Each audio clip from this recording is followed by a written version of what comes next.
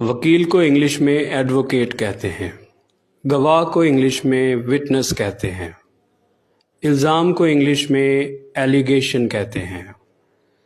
ثبوت کو انگلش میں ایویڈنس کہتے ہیں، قانون کو انگلش میں کانسٹیٹیوشن یا لا کہتے ہیں، سنوائی کو انگلش میں ہیئرنگ کہتے ہیں، مقدمے کو انگلش میں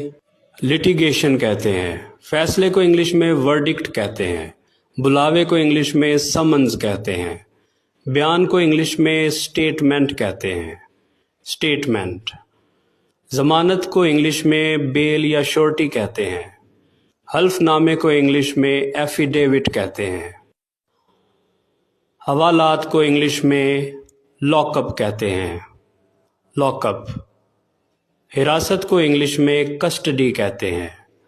قتل کو انگلش میں اسیسینیشن یا مرڈر کہتے ہیں، زبردستی کو انگلش میں ریپ کہتے ہیں۔